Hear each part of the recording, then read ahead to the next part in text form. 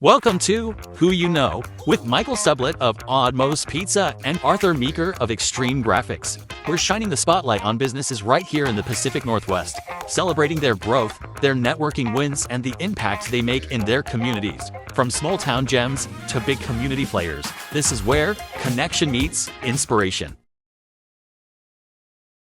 Welcome to our show, Jackie Ellerbrock. It's funny how you came about to come on our show.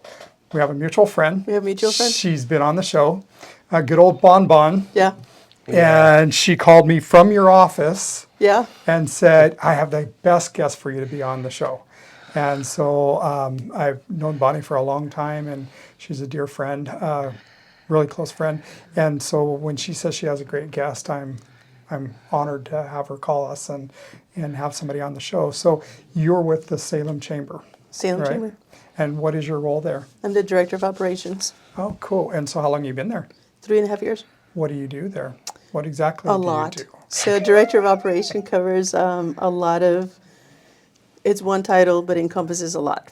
You're the center of the spider web. Yes. So anybody that needs help, I step into those roles and help them out. Mm-hmm. My primary focus is I do the financials, Mm-hmm. and I have 3 programs that I run. I run greeters Mm-hmm. every Friday, and Chamber Business Women, which is incredibly proud of that program.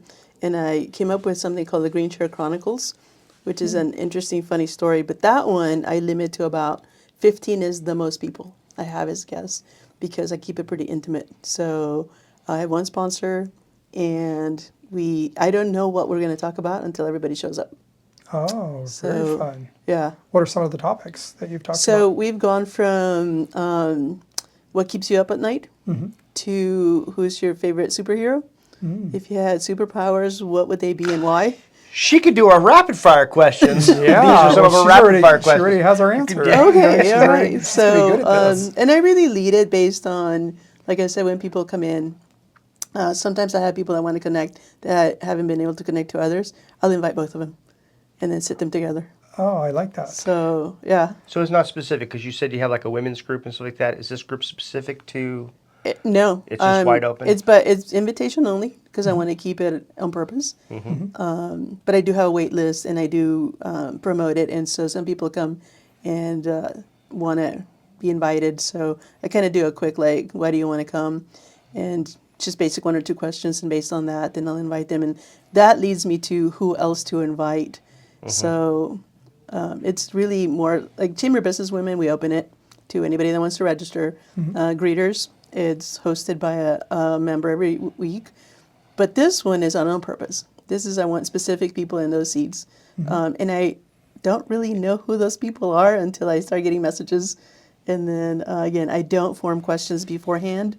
Sometimes I let them mingle and I hear conversations. And so I build on that. Oh, very cool. Try to make it fun. Now, your greeters for the Salem Chamber is very large. 150 average. Yeah, and it's very large, and it takes a couple hours to go through, right? So we start officially 8:30 to 10, but we encourage people to get there at 8. The main thing is parking. I always want to make sure that host has plenty of parking and coffee. Don't run out of coffee. Yeah. So we have, when I took over, we were averaging 60. 150 average is a really good number because we have it dialed in. I have a chair and vice chair, and they really run it. I kind of do the behind the scenes, but it's kind of fun. In fact, when we don't have greeters, we didn't have greeters last week because of the holiday, or not holiday, but it was a spring break. People still meet. They call it eaters. So they good. still meet.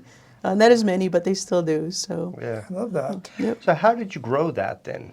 You said 60 to 150. That's quite a bit. It is. So I was a chamber member before, and some of the things that I noticed when I started going to greeters was it tended to be a little cliquey.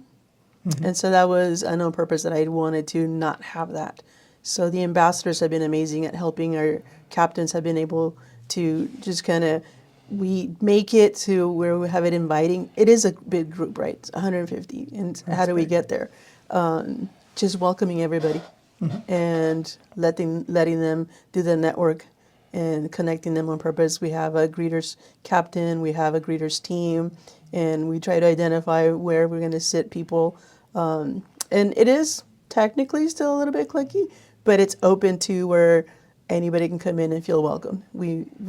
Try really hard to do that. And the other thing was when I took over, they weren't booked in advance. So that Monday we were like, who's hosting Friday? I got Oh, 4 wow. days to figure it out. Now I'm booked almost through the entire of 26, and I just booked the first one for 2027. Wow. So I have a calendar where I put everybody in, and I give first right of refusal. So some people like to host the same month, so I give them their first shot to taking whatever week they want that month, and after that it's fair game. No, I think the effort was important because I had a hard time with that. Every chamber is a little bit different. Yeah. And I seem to resonate better with smaller chambers. Like McMinnville and Canby and just different places like that. That are a little bit smaller community and stuff. Salem was always big, and it was hard to try to fit into that. And so I had a conversation with Jackie. The other Jackie, just a couple of days ago, and that was the topic of conversation. Was like, do I get lost in the minutia of what the chamber is? Because I think what you guys do is amazing, but it's hard. I like to make impacts. If we're going to have something, I like to have people that are focused on trying to do something versus just to be there to be like, hey, I know you. You know, it's like. I like better like these situations where you can pick something up from somebody and work with that, and so. And I got a different vibe from Jackie when we sat down and talked about what the chamber is becoming. So, and that was important to me because some people, one change that we made for chamber businesswomen, for example, some people don't want to have the microphone and introduce themselves. That's terrifying to them. Yep. And some of them are longtime members that love the chamber, that come to chamber events, don't come to greeters because we do pass the microphone around and we do introductions. So we have a committee, an advisory committee. And I have a chair and a vice chair, led by Kathy Velasco this year and Tina Hernandez. Tina will be taking over in July. But we made an on purpose, we're not going to do introductions because that takes away the fear of like, oh my gosh, what am I going to say? Am I going to get stage fright, right? And so we got a lot of feedback. And that started really with Katie Martin, our prior chair, saying, because it also cut into the programming. We only have 1 hour. We were intentional on not doing introductions, not because we didn't want people to connect, but we wanted people to feel comfortable. And so we also took it to another step where when you come to Chamber of Businesswomen, you get a ticket. And so the tables are numbered, so you sit at that table. So you may or may not always sit with the person you came with. Now, if there's a discomfort, we, of course, pivot and let you sit if we know that I came with my friend, I really want to sit with my friend. Okay, not a problem. Yeah. So we pivot to that. But that went from a 40 attendee, we're doing 110 right now. And I'm comfortable with that. I don't want to grow it any bigger than that. Wow. Very good. One, we're run out of space if we go any bigger.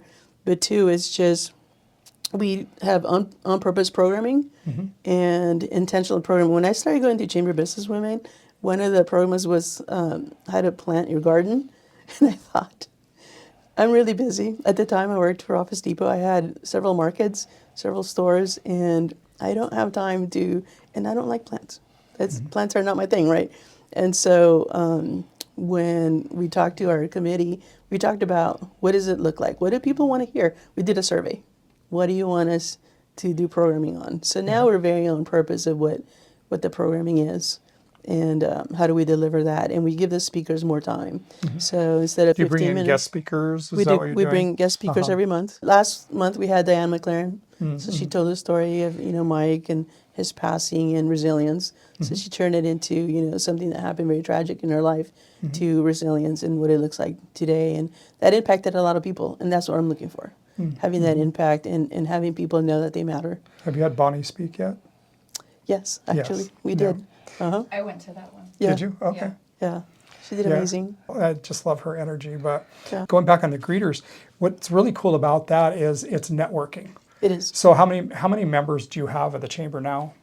We have just over, we're about 1,040, right in that ballpark. Yeah. Our goal is 1,186. And only 150 people show up to greeters. Uh-huh. So those people are missing out. Those other people are missing out on that opportunity to network.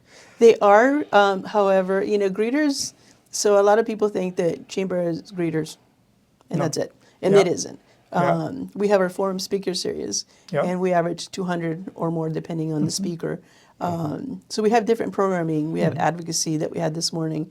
And so different people connect at different levels. Different levels, The greeters crowd is mostly employees, small business owners. Our Mayor Hoy, came from greeters. Yeah. She was actually a chair at greeters at one time. And so Wow. it caters to a different crowd.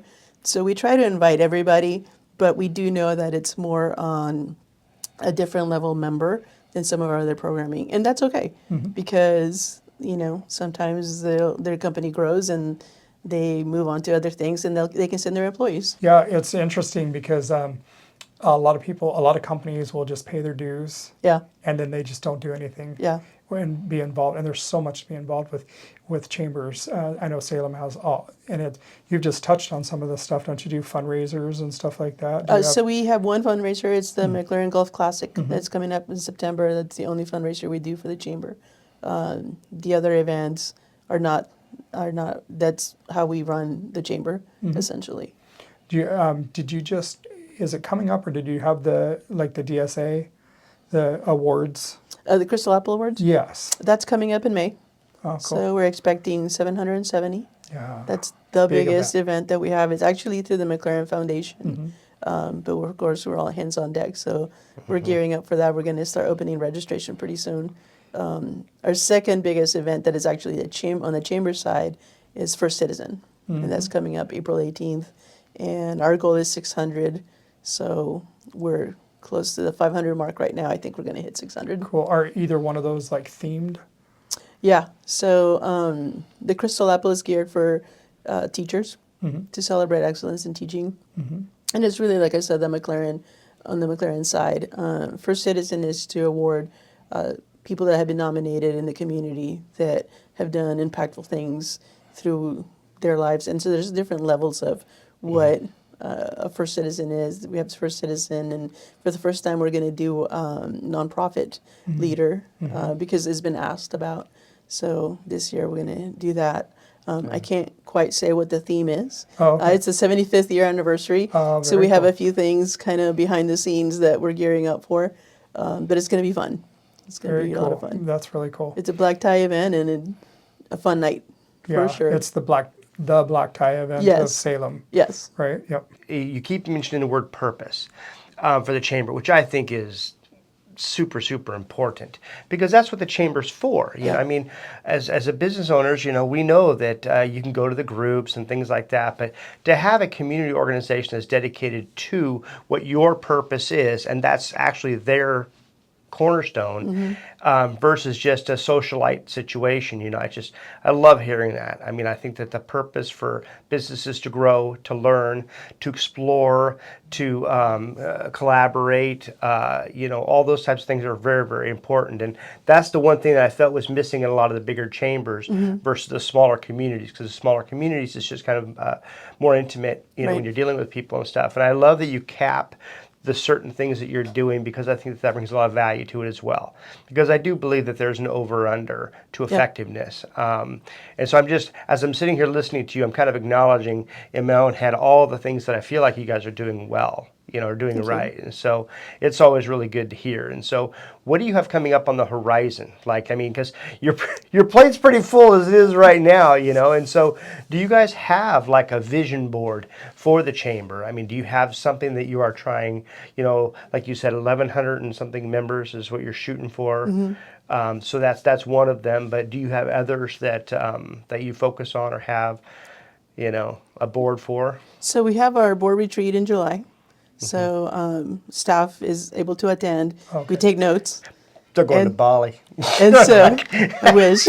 So the board really drives what the programming is and what it's going to look like. We execute their vision, right?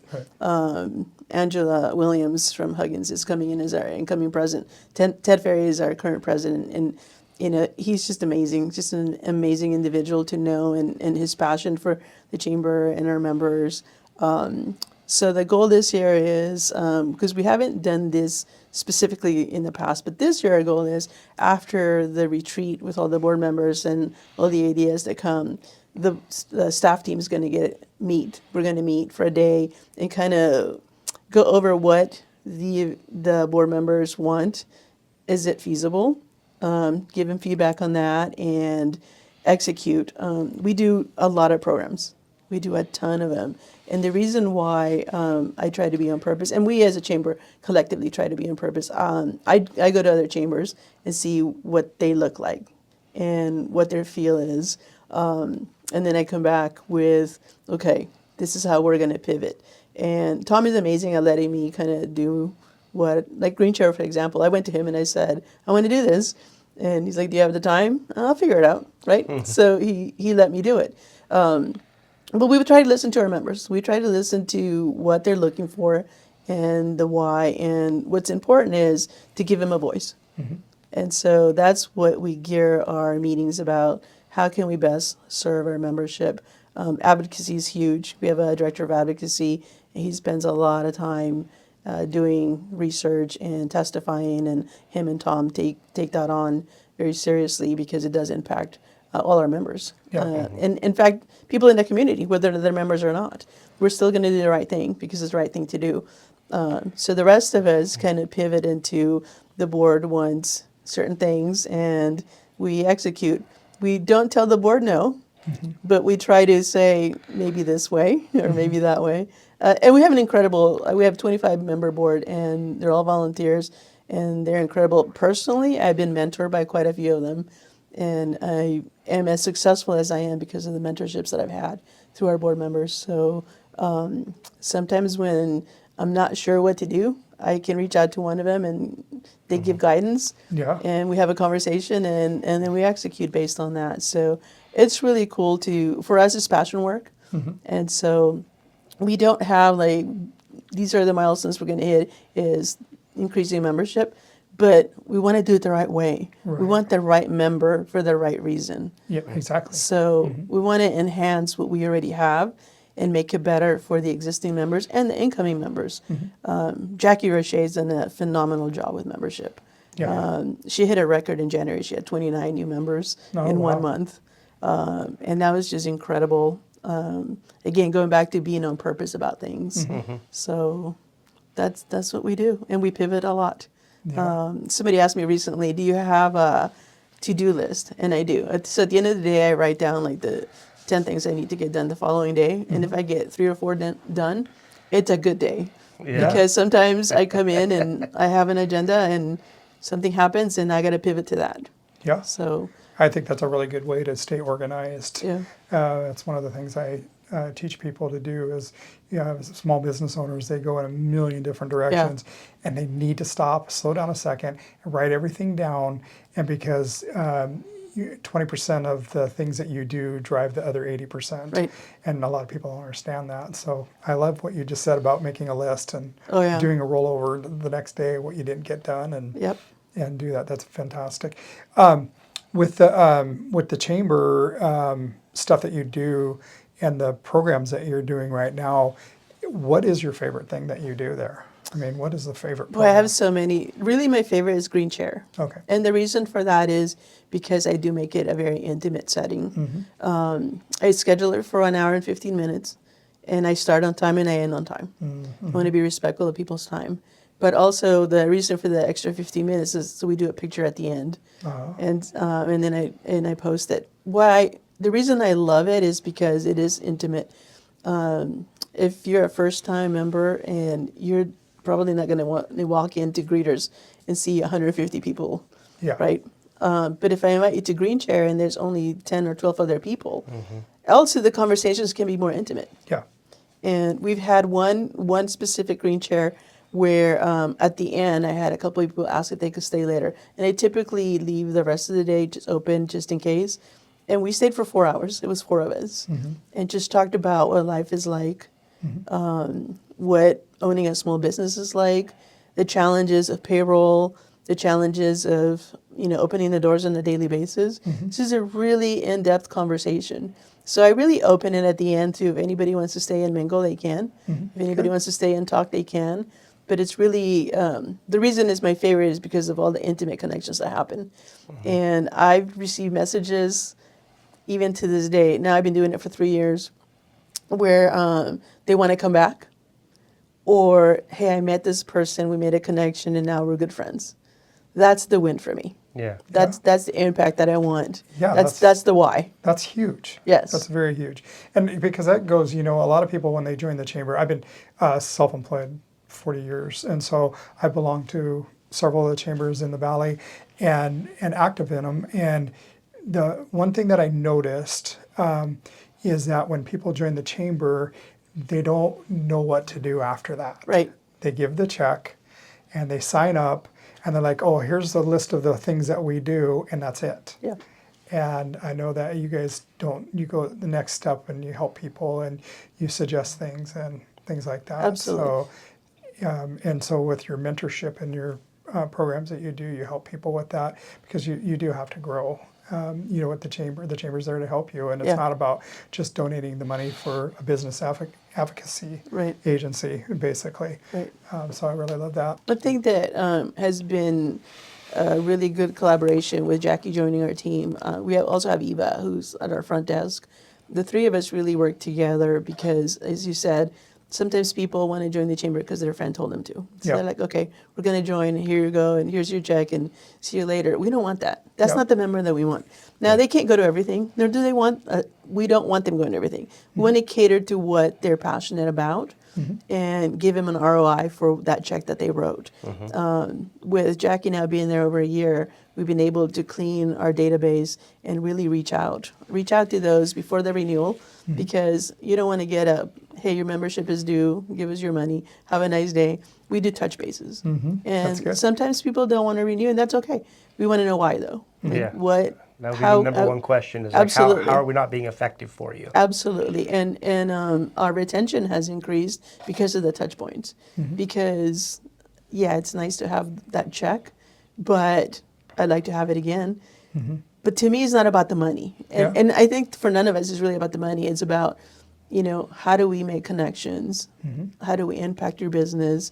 How would it help you grow your business? But it has to be a two-way street. You got to be able to pick up the phone or respond to the email. I'm not a fan of surveys. Yeah. I don't really like surveys. I do them. And Jackie does some surveys. I do a different touch point. I'll go visit. I'll invite you to coffee. And I want to know the story. So sometimes when I invite people, when they're brand new members, and I say, okay, let's grab coffee, they think I'm going to talk all chamber the entire time. But in reality, I just want to know, how did you start your business? What struggles are you having? What wins are you having? What would you tell yourself if you knew what you know now? That kind of conversation. So I'm a professional coffee drinker. Yeah, That's what I say. absolutely. Yeah. Yeah. Absolutely. That's Drinkers. No. I've already had my network meeting this morning. So One of the questions I was going to ask about the chambers is, you said you make a list of 10, Yeah. like whatever. What are the top three things? I know coffee is the first thing, Yeah. but what are number 2 and 3 on your list usually when you start the day? I mean, what So- is your current focal point? My focal point is to keep the lights on. So I Okay. do all the financial pieces first. My first hour is just really behind the scenes. When I joined the chamber, I told Tom, if you keep me in an office 40 hours a week, I'm not going to last. I go back to my emails. Did I get back to everybody? Did I get back? We have a 24-hour turnaround. So to me personally, if I haven't gotten back to you in less than 24 hours, I don't really feel good about, did I really do the right thing? Because things come up, but that has to be a priority. So getting back to people and answering their questions and guiding them along. The mechanics of it are going to be there, right? If I don't get the financials done that morning, that can happen in the afternoon. But getting back to that person that asked me a question is my number one priority, because now they know I care. Now they know that I'm paying attention. Have I missed an email here and there? Yes, I always ask for grace when I do. But I actually color code them when a member emails. I can color- see that. How do I see that? I color code them so that those are the ones that I look at first. Yeah. good. So I have a list of, okay, these are the people I need to get back to. Or if they have a question, if I don't know the answer, I'm not just going to pass you along. I'm going to say, I don't know the answer right now. Can you give me X amount of hours to figure it out? And I'll get back to you. And then I'll get back to you with some answers or with the right person to connect you with. Yeah. So really for me, my daily is our members and how they're feeling about their investment with us. and everything else comes secondary. Like I said, the mechanics of it can happen before hours, after hours, whenever. But if I have members that are wanting something, that's my number one priority every day. You mentioned something about Office Depot. Yeah. So before the chamber. Before the chamber. Let's hear what you did before. So I was in led up to the retail. chamber? I was in retail for 30 years. Oh, wow. Yeah. I was with Office Depot, Office Max. I was a senior general manager. When I joined them, I had one location. It was a Liberty location. And then they pivoted to having, they called it a senior general manager position, which just meant more work for us. Right. Yeah. So I ran the Beaverton, Eugene, and Salem markets. I primarily focused on Salem, but I helped the Eugene, I helped Beaverton. Some of my managers would travel and help them when they needed. So I was there for just about 4 years. COVID was hard. Oh, COVID was Yeah. hard in retail managers especially. Yeah. A lot of my friends left. And it was kind of an unfortunate set of events why I departed Depot, but it was probably the best thing for me personally. And what actually happened was my boss, I ended up with COVID. I've had it 3 times. So I ended up with COVID. I was out, and I got a call from my boss on a Sunday saying he had been let go. And we weren't allowed to talk to him or reach out to him, but it was a Sunday, and so he was reaching out to me and asking how I was doing and to let me know what had happened. So that's when I went to my phone and looked at our emails, and I had like 40-some emails, like, did you hear what happened? Did you hear this? I had COVID. Nothing else mattered at the time. I just wanted to get better, right? right. So I go back to work, and they've announced a new district manager based out of Idaho. Never met the gentleman. He never met me. I never met him. We had a couple of surprise visits from our vice president. We were nominated as one of the best looking stores in the company. I had done interviews with Kevin Moffett, who's the CEO of Office Depot. I'd done some training videos for them. Ironically enough, that my last day with them, we had a surprise loss prevention audit, and we got 100%. Wow. So we were celebrating that when I get this phone call, and it had been leading up to that. I was having meetings with him via Zoom, and I was reaching out to my other partners going, guys, when do you guys have time to meet with this fella? He wants like multiple meetings a week, and I'm just so busy. What's going on? And they're like, what are you talking about? And that's when I realized I am the only one having these meetings with him. Some of them had not even met with him yet. And we're several months in, and he's, 7:30 in the morning, a couple of days a week, having to talk about my metrics and so forth. We did the best we ever have done during COVID. And I'll tell you why. I called Tom Hoffert, and I said, I have employees, and I'm worried we're going to get shut down. We become essential because they shipped us a pallet of toilet paper and paper towels, so that made us be eligible to be open for business. But we're struggling, and I don't want to lay people off. Can you help me? And so he let the word out that we needed help, and we sold a lot of desks, a lot of computers, a lot of laptops, a lot of things for people to have their office at home. So that really is the chamber is why we survived COVID, and not only did we survive it, but we were in the top % of the company. Wow. My stores were. And anyway, so this gentleman is telling me, I need to step down. I'm too busy. And part of what we did was we did blood drives. We did toy drives for the police department. We did, when the fires hit, we took a pallet of water to the chamber and said, whoever needs it. Anything, whoever needed it. And there's things that we advertised, things that we didn't. I wanted my team to do things for the right thing, for the right reason, not because we're going to have a photo op. And that was really important to me. But this gentleman said that I called your store and you weren't there. And I'm like, which store? Because I am in a store. And so we had a conversation, and he was very adamant. And so I finally asked him, why do you need me to step down? What's the problem? My metrics are good. I'm working in my stores, but I'm also community involved. And that was it. He said he didn't want me to be part of the chamber.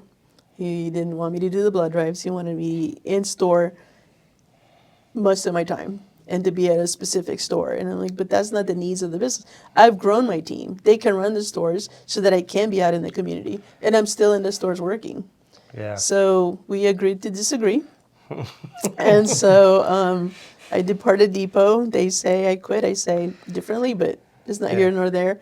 And so at the Just time, transitioned. Naomi, and at the time, Naomi worked at the chamber, and I was actually vice chair, going into the chair position for greeters, and that was super important to me. So I called Naomi and I said, "So it's not public yet, but I may not be at Depot, and I still want to be part of the chamber. Can we figure something out?" And she's like, "Don't worry." So an hour later, she calls me. She says, "Call Tom." And I'm like, "Okay." Well, I didn't, because why am I calling Tom? So I'm trying to figure things out. So I get a call a couple of days later from Tom Hoffert, the CEO of the chamber. He's like, "Young lady, you were supposed to call me." Yes. So he and I met. We had several meetings, and ultimately the day came where I was no longer with Depot. Happened to be the day that we had a 100% audit that we were celebrating. And so he said, "Don't worry, we'll connect some more." And an interesting thing happened. It was at the end of greeters. And so at the beginning of greeters, we do introductions, and I was the vice chair. And so I would say, "My name is Jackie, and I'm senior general manager for Office Depot, and your vice chair." And Stephanie Ball was the chair, and I hadn't told her what happened. And so I just said, "I'm a proud chamber ambassador and proud vice chair for greeters." And she stops me in front of all these people and says, "You forgot to say where you work." And I thought, oh, I should have no. told her in advance, but I didn't. So I said, "Well, somebody famous once said, free at last, free at last." And half the room went, "What?" And the other half went, "Yes." So at the end of greeters, everybody leaves. Matt Miller and Pastor Leon, since he's moved to Colorado, but Pastor Leon approached me and said, "Can we pray with you?" Of course, I'm not going to turn down prayer. So we, kind of hunkered down and prayed together. And at the end of the prayer, Pastor Leon says, "Well, you know what this means?" And I'm like, "That you prayed for me, that we prayed together, that we had fellowship?" "No, I don't know what it means." And he said some words that to this day mean so much to me. He says, you're walking in faith." And I was like, okay. So fast forward, I'm having meetings with Tom Hoffert, and he's like, "Well, how much do you want?" And I said, "Tom, I used to run multiple units.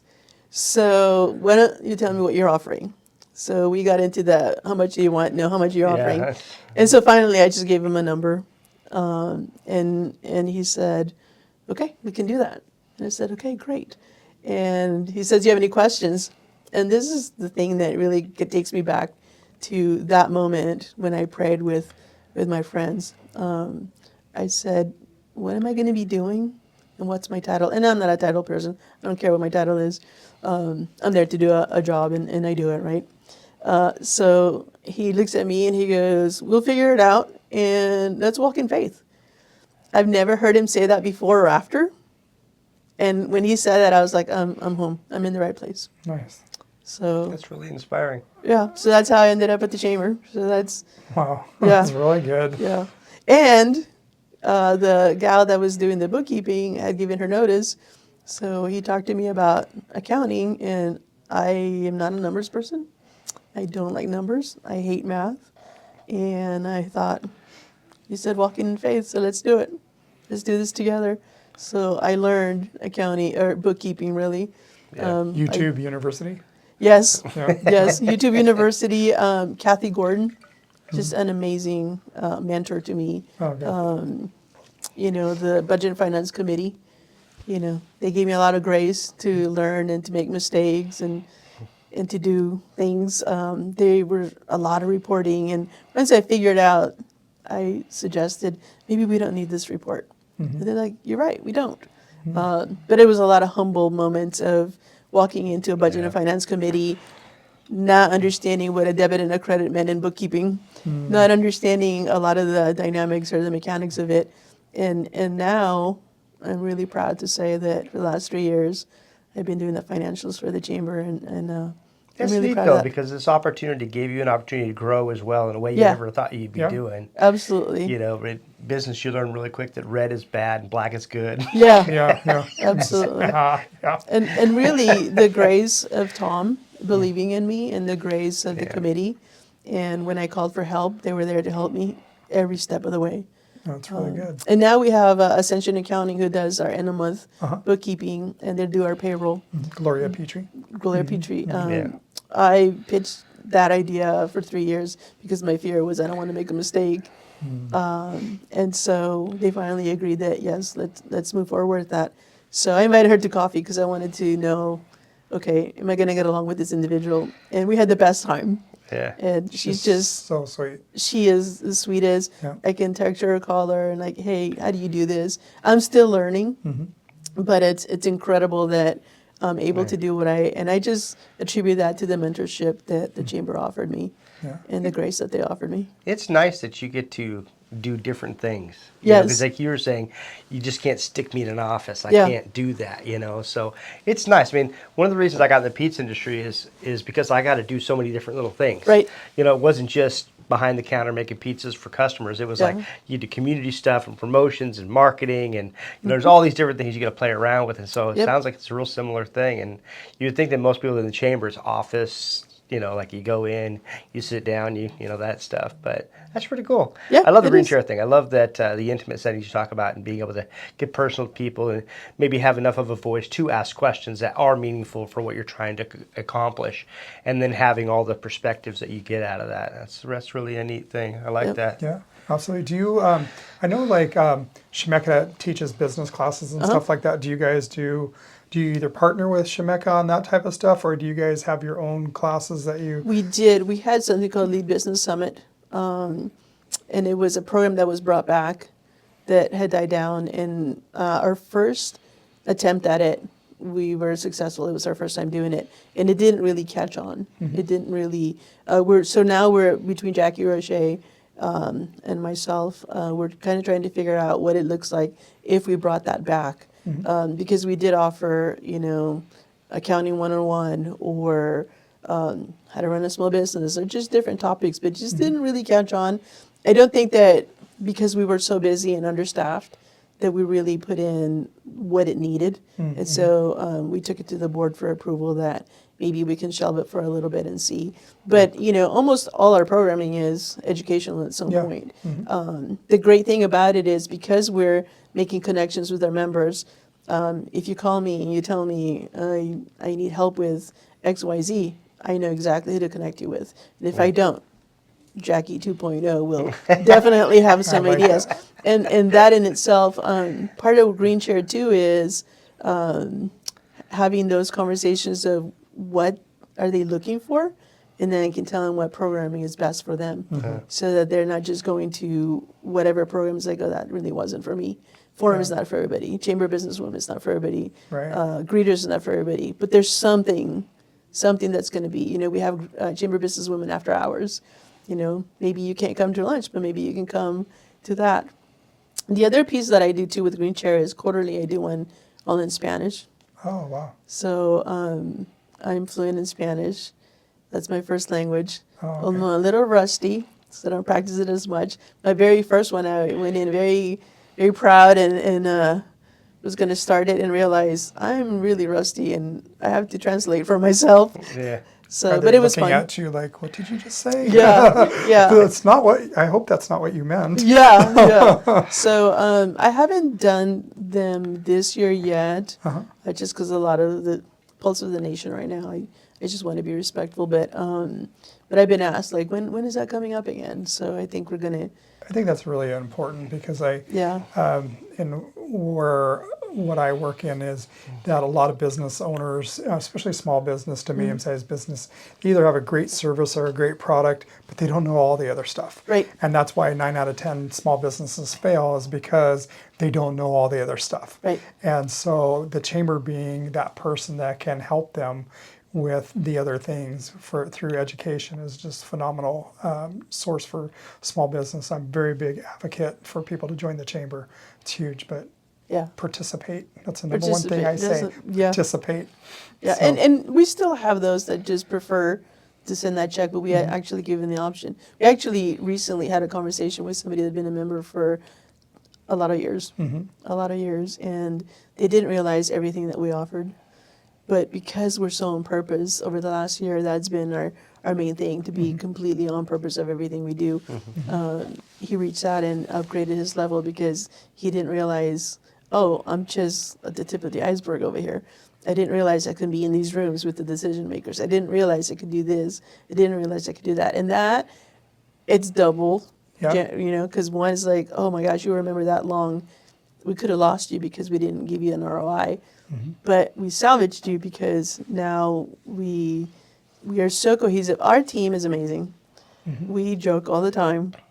We're like a family. We're really, you know, it's a cliche that people say we're like family. We really are. We bicker like siblings. We argue and agree and disagree. But at the end of the day, our passion is the same. And it's small business. And in fact, Jackie owns her own small business. So she brings a unique perspective to the membership role because she owns a small business. So she knows, you know, that How side tough of it it. is. Absolutely. Yeah. So it's not like somebody saying, you know, even when I was at Depot, for me, one other reason why Depot became successful was because I wanted to personalize it. It was a big chain, right? But people, when they talked about Office Depot, Office Max, they really talked about me, not so much Office Depot. So that helped our brand. I was really sad when they closed the Liberty store. I was actually shocked because that was the number one moneymaker in the market. And so it would really surprise me. And it was sad because that meant people lost jobs. And that's what I looked at. You know, when I was running stores in retail, my responsibility was to say, have our doors open because I had paychecks to issue. Yeah. And I didn't want to do layoffs. I didn't want to cut people back. So we pivoted the best way that we could so that we could have people employed. That was very important to me. Yeah. So, You know, being in corporate world and having that kind of care and concern, you know, because as business owners, we dread you know, that because everybody is so personally involved with everything, you know, and so. But in the corporate world, you know, it's a turnstile in a lot of ways. And so to find people that are in that mindset in the corporate world those are luxuries. You know, find people that care about those details like that. You know, they're not just trying to do numbers and trying to, you know, that it comes down to who's under the roof. Because that's really how you be successful. So it's people. People. We're in the people business. We are. well, absolutely, yeah. Actually, I had a sign in my office, one of my offices, that said people over process. And it was always about the people. When I first took over the reason I was hired to take over the Liberty store was because it was one of the last stores in the district, in the company actually, and it was doing very poorly. And they were locked into a contract for how many years they were supposed to be open. And so they were struggling with like, is it going to survive in there? We're going to have to pay rent for an empty building. And so I got brought in there. And the first thing I did was I learned the systems and I was cashiering. And my boss was like, why are you on, you're the highest paid cashier I have. I said, I'm trying to show my team that I'm in there with them. We redid the break room. That was my number one priority. And my boss is like, the break room, this store looks horrible. And you're worried about the break room. But the people in the break room are the ones that are going to make the store look beautiful. Yeah, you're setting the tone right there. Yeah, absolutely. So I would come in on Saturdays. At the time, there was another manager, Caesar, at the Lancaster store. So he would come with me on a Saturday, and we would we cleaned everything, we painted, we got a new microwave, we got whatever we needed. And one of my favorite stories is I had come in one day and I said, how many team members do we have on duty? And my manager told me, and I said, well, let's get pizza for everybody. Go find out what they want. I like that Yeah. thinking. Yeah. See? And That so, right there is my favorite thinking. Yeah. Well, you're a pizza guy, of Because you're a course. pizza guy. And so I'm in my office. Yeah. You talked his love language. I'm sorry Absolutely. there. Absolutely. So I'm in my office and like it's half an hour has passed. Nobody's come and told me what they want. So we had walkies. And I'm like, hey, Mark, my manager, where's my pizza order? So he comes in and they wanted a medium cheese pizza. And I'm like, there's like 8 people here. That's not going to fly. So I went and I asked everybody, like, what do you guys want? And they were super like, you're the manager, right? Like, why are you buying this pizza? Is this okay to do? And I'm like, yeah. So I ordered like 10 pizzas and had it delivered. And the change in morale of that, so quarterly I would just buy pizza. And one time I was at another store. I was actually at the Eugene store. And I'm like, oh, I forgot to order pizza. So I ordered pizza, have it delivered, and my manager calls me. He's like, I think you had delivery for the wrong place. There's like 10 pizzas here with your name on them. And I'm like, do you think I'm that hungry? They're for you. They're for you guys. Like, oh, okay. But you know, those little things meant a lot. Yeah. Those little things meant a Yeah. lot. When COVID hit and we had the shortage of the toilet paper, I took a pallet and I called my boss and I said, I think my pallet of paper has been damaged. I may need a second pallet. And he's like, okay, we'll make arrangements. So we cut up the pallet, and for Christmas that year, all my employees got a bag of 4 rolls of toilet paper. Oh, nice. Right? And it doesn't seem like a lot, but at the time, Huge. yeah. Yeah. And the other thing that we did as a team was we took all the small bags and we wrote them off, put them in the office, and we did 1 roll of toilet paper, 1 hand sanitizer, and 1 whatever we could. And on Sundays, we'd go deliver whoever needed toilet paper. That's the interesting thing about what COVID did to the world. Yeah. Is it showed a lot of compassion. Yes. And businesses, most the businesses that were able to survive, Yeah. really stepped up and gave back to the community. And it's because of leaders like you, Thank you. that come up with innovative ideas and ways to give back to the community and help other people out. That's huge. And I think the chamber is very lucky to have somebody with your caliber of leadership. Thank you. And so Bonnie was right, definitely. I appreciate that. Yeah. Yeah, well, you know, and it was interesting going back to those conversations with my boss, because I made a good amount of money running multiple units. A few months before that, I refinanced my house. I paid my car off. I paid credit cards off. And I thought, if something were to happen, I'm okay for 3 to 6 months. It'll be okay. Well, fast forward to October. This happened in April. Fast forward to October, I'm looking at potentially not having a job. Yeah. Thank God that I refinanced my house and paid my car and paid my bills and have a nest egg that I can survive.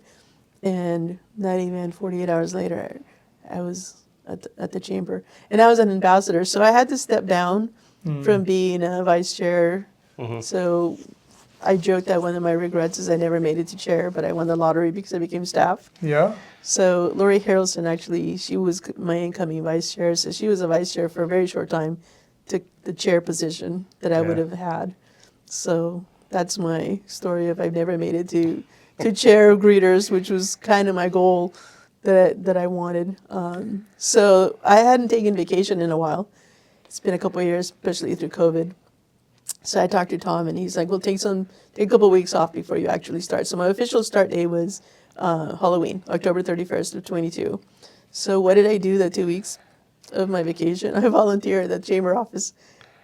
Wow. So I volunteered. I did volunteer work for the first week, and the week prior, I volunteered with Christy Pippert, who was their accounting person at the time, and so we cleaned the offices and just did things that there wasn't time to do. And so I'm like, I got the time, and I want to be busy, and and I knew everybody. Yeah. We were friends.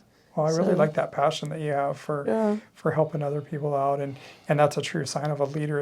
It's not just telling people what to do and how to do it, but it's helping them up the hill or pushing them up the ladder or helping them climb the ladder and stuff. So that's really phenomenal. I attribute that to mentorships that I've had in my career.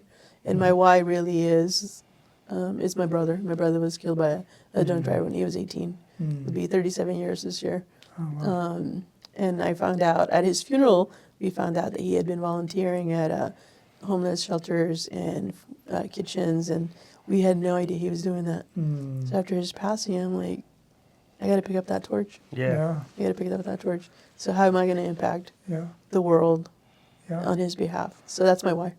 That's why I That's do it. amazing. Yeah. I'd love to hear that. Yeah. That's really cool. It's really cool. So Yep. I think we have some rapid fire questions if I can find them. Oh boy. I got one. Okay, go ahead. You can Okay. lead it. You can start it. All right. How many cups of coffee do you drink a day? Too many. Sometimes not enough. I start, before I leave the house, I have 2. And at work, I have 2 more. And before the end of the day, I'm within about 10. Yeah.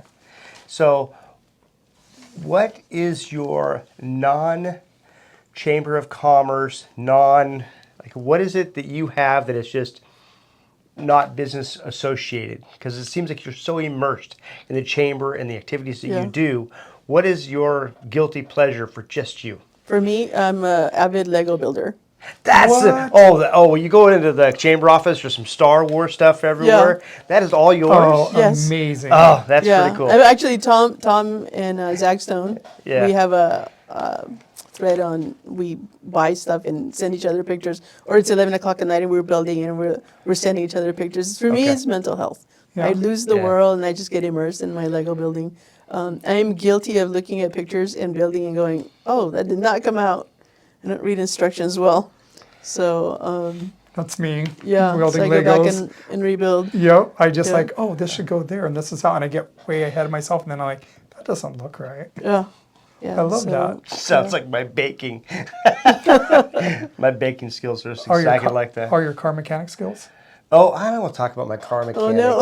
I'm not a mechanic. I just went in this thing where I got an old '66 Mustang, and they're, because parts are easy and it's not any advanced anything really.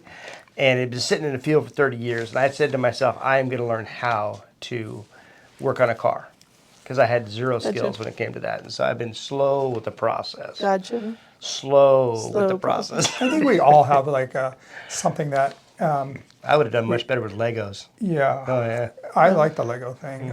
My kids were all really into Legos, so we have totes full of Legos. I think we all have to have something that takes our mind away Yeah. from the normal thing. Like Yeah. I think I shared it with Ashley. Like I really got into doing coins and currency, Oh, okay. collecting coins and currency. And my big thing is finding error coins, because nobody really knows the pocket change that you have in your thing can be worth thousands of dollars. I just I found a 58 penny the other day with these errors that are just incredible. And I did all the research on it, and it's a $2,000 penny. Wow. That's you know, awesome. And so that's just crazy. So It is. Well, I'd say my Lego collection is my retirement fund. yeah. Yeah, I was going Oh. to ask you. I'm Yeah. sure the Legos are the same way. I'm sure there's Yeah. some really unique Lego Yeah. sets and stuff like that that are particular. Yeah, absolutely. And people buy empty boxes too. So They buy the empty. they buy empty boxes. So That- there's a market for empty boxes. In fact, Lego you can be an ambassador for Lego and make about 43,000 a year, just to be almost every city has Wow. an ambassador. I'm too busy for that, but eventually, You're thinking about it though. when I retire, Yeah, I probably see be the look doing on her that. face. I Both see you the guys- look. You have the Legos, you have the coins, I have cussing. That's all I got. Why is all I say when I'm under that car, Why? So, But- what's your funniest bad habit? Oh my goodness, my funniest bad That's a good habit. question. I like that one. That is a really good question. Oh gosh, that's a hard question. My bad habit. I'm a neat freak when it comes to other people, but sometimes I get my cup of coffee and set it down and I forgot where I put it. Oh, Usually at home, not typically in the office. Sometimes in the office, I'll be walking around and they're like, "Are you looking for your coffee?" I just as you're walking around. as I'm lost. walking, yeah.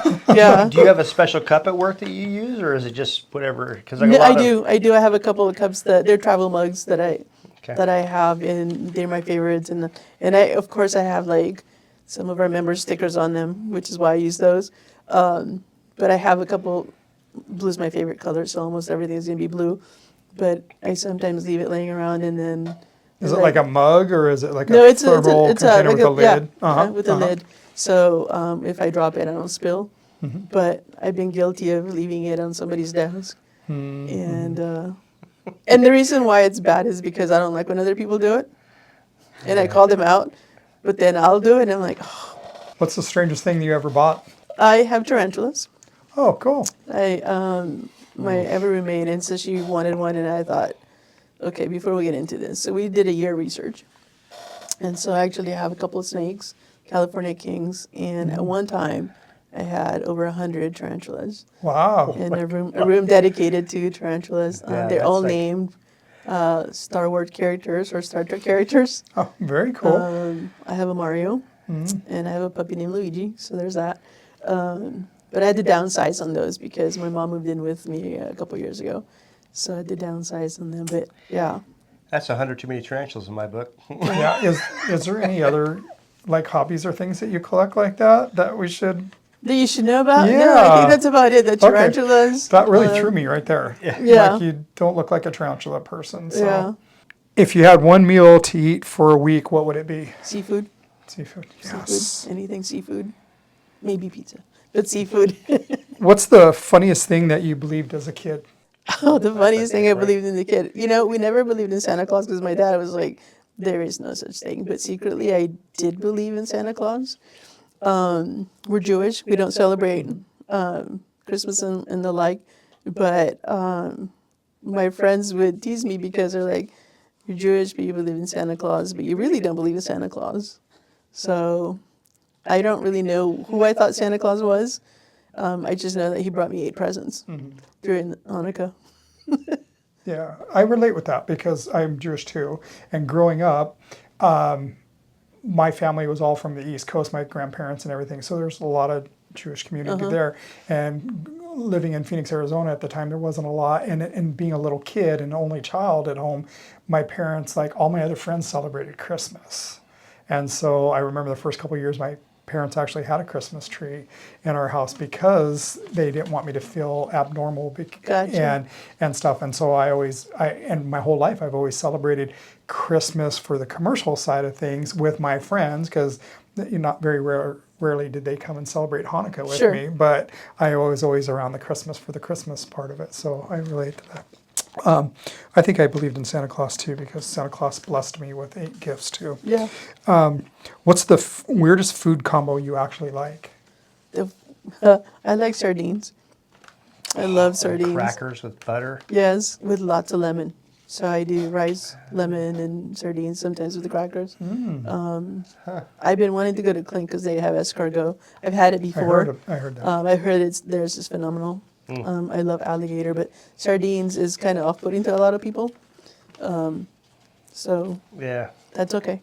Yeah, I my can enjoy dad them. did the sardines and butter and the crackers and Yeah. stuff. So it's kind of like one of those things. As a kid, I would never eat, but I've had them recently. I'm like, oh my God, why do I like these? Yeah. But it's different. You don't see them a lot. Nope. What's your go-to excuse for running late?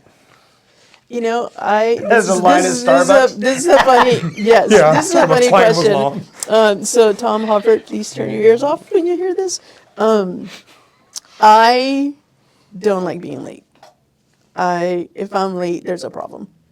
I want to be on time. And in my office, I had a sign that said, if you're 5 minutes early, you're on time. If you're on time, you're late. For me, it's respect to the other person. Yeah. And so it's very seldom that I run late. Literally, something has happened if I'm late. Like today, I pulled up and I was in the parking lot, and then I walked in like 10 minutes till Buddy was here, so he greeted me. But I just don't like being late. I don't know even where it came from, but it's one of my pet peeves, and Tom knows it's one of my pet peeves.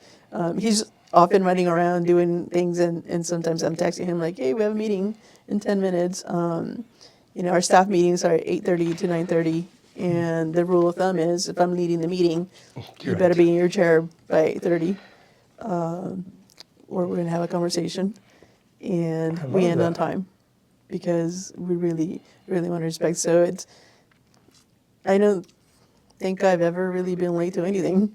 I love that. I love that leadership power that you have. That's true leader doing and setting that example for everybody. Yeah. What's one chore that you'd be happy to pay somebody else to do? The bathrooms. We have somebody that comes once a week that they do maintenance. In fact, I've actually talked to Tom about we do it all through the week. I don't really need them, but he said no, we really need them. Yeah. But I do it. I don't like it. Or with a lot of our houseless community, sometimes I'm usually the first one in, especially when we have a board meeting or early meeting, and they leave the trash outside. And so I got gloves in the office. I don't want anybody picking anything up without gloves because you don't know what you're touching, which is unfortunate. Yes. To have that. We actually went last year to having a doorbell, so when there's only a few people in the office, they're supposed to lock the doors because we've had people come in. But picking up the trash, and again, it's not that I mind doing it, it's like it's a safety thing. But sometimes we have big meetings in the office. And just recently we had Youth Leadership Project that's run the McLaren Foundation and the McLaren director, and they're young people, they're high school students, and don't always know that the toilet paper should probably be flushed down the toilet, or the paper towels should probably not be sitting on the floor. So when we have big meetings, I tend to go in the bathroom and check them out, make sure, because to me is, if somebody else is coming that's not part of that meeting, and they walk in there, that's our brand.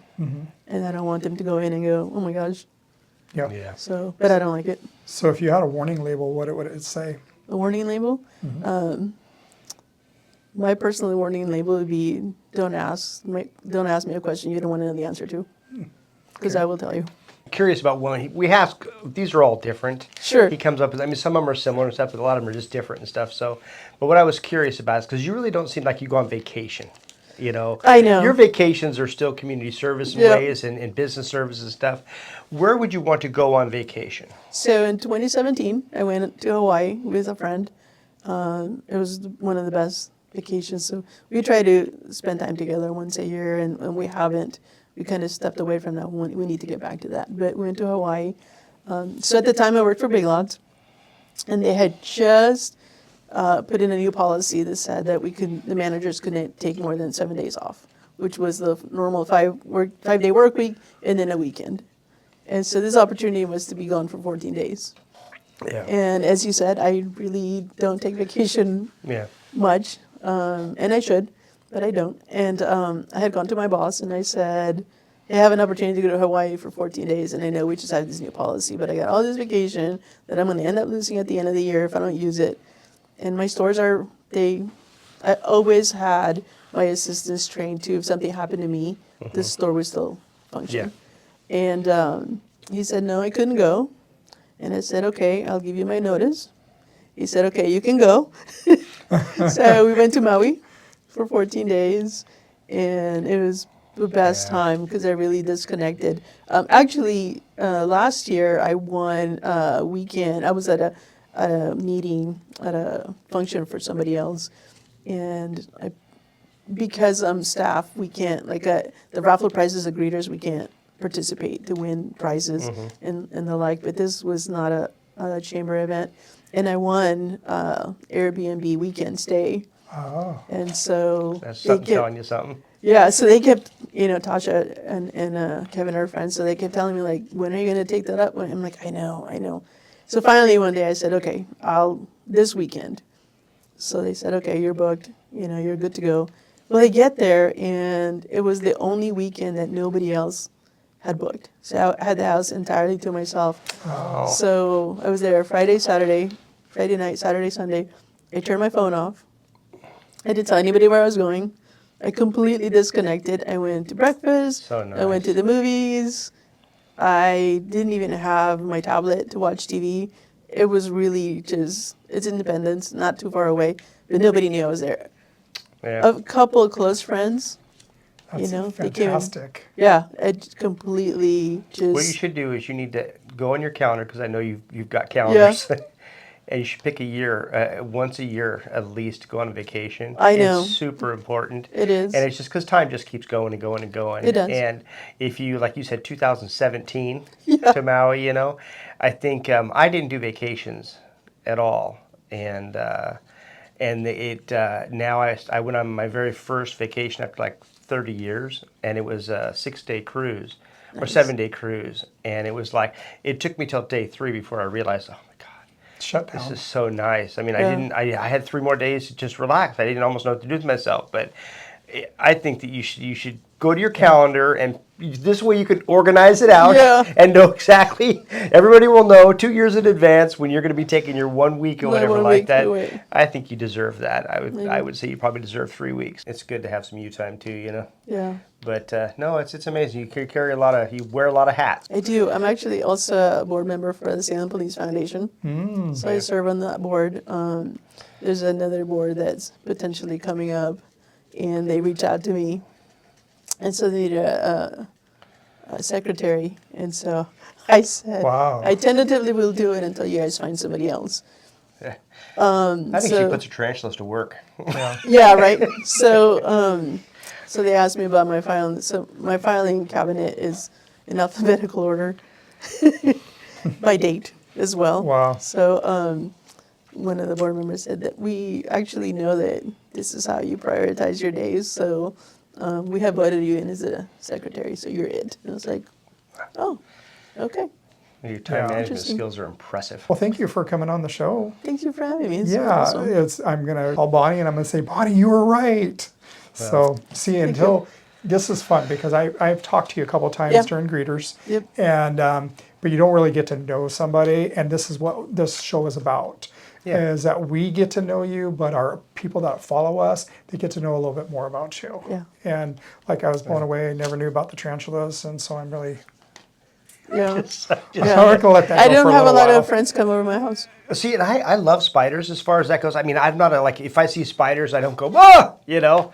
But that's a lot of tarantulas. That's that a tarantula is kind of its own thing, you know. But it's just still a spider. They're actually really, it's fun to watch them because they're so elegant and things like that. Which is, I guess, most spiders, they move like that. Yeah. But why tarantulas? I'm just So curious. my roommate's, I don't even know where she came with the idea. She was like, "Hey, I want to get a tarantula." I'm like, "What?" Let's do some research. And I Yeah. found out they're extremely fascinating Yeah. creatures. They're very delicate. Yeah. They're very delicate. Molting is, you know, they not all of them make it through. The males don't live as long as the females. They live a long life. Some of them are 30 plus years. Oh wow! I did So, not know that. Yeah, See, yeah. every day is a learning day.